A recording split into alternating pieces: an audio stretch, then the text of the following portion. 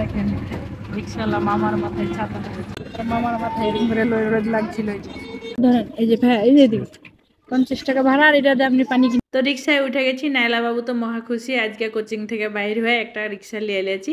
নাইলা তো খুব আরাম করে রিক্সায় বসে কইছে, মা আজকে আমার হাঁটতে হবে না, রোদও খাইতে হবে না। তো এখানে হচ্ছে রিক্সাওয়ালা মামাটাকে খুবই রোদ লাগছিল। নাইলা বাবু প্রশ্ন করছে, মা এটা আমার কে হয়? আমি বলছি তোমার মামা হয়। তো বলছি মামাকে তো রোদ লাগছে, এখন আমি ছাতা ধরি? আমি বলছি আচ্ছা ধরো। তো যেখানে যেখানে জ্যাম পড়ছিল, যেখানে যেখানে সিগন্যাল দিচ্ছিল ট্রাফিকে, সেখানে সেখানে নাইলা বাবু এরকম করে ওনার মাথায় ছাতা ধরছিল। তো উনি বারবার বলছিল, থাক বাবু তোমার কষ্ট করা লাগবে না, তুমি বসো। কিন্তু নাইলা কোনোভাবেই শুনতে চাইছিল না, কইছে না মামা আপনাকে তো রোদ লাগছে, আপনি তখন রোদ লেগে জ্বর হয়ে যাবে। কয়েকদিন আগে আমি যখন কোচিংয়ে যাচ্ছিল, রোদ লেগে লেগে আমাকে জ্বর হয়ে গেছিলো। তো যাই হোক, রিক্সাওয়ালা আর মামাটাও খুব খুশি হয়েছিল, বাবুটাকে খুব আদর করেছিল। এই তো তো বাবুদেরকে ভালো কিছু শিখাইলে অবশ্যই বাবুরা শিখে।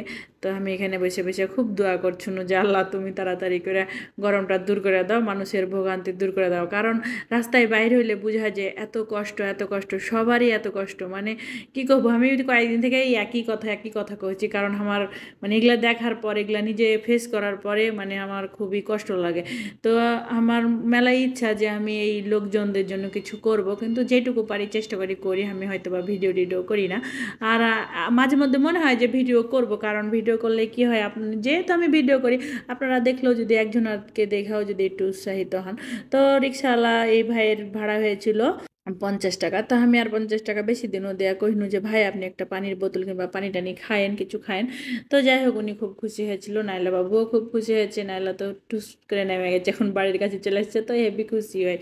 তো যাই হোক, নানা নানিরা আপনারা এই গরমের মধ্যে যাকেই পারবেন একটু সাহায্য সহযোগিতা, যে যেরকম করেই পারেন একটু পানি পুনি খাওয়াবেন। আর সবাই সাবধানে থাকবেন, এই রোদের মধ্যে যতটা সম্ভব বাইরে না যাওয়াই ভালো। আর যাইতেই তো হয়, যেমন আমি নাইলাকে নিয়ে যাই, মাহিনী স্কুলে গেছে, ওর বাবা দোকানে, এইভাবে তো সবারই কাজ থাকে। তো যাই হোক, সাবধানে সবাই থাকেন।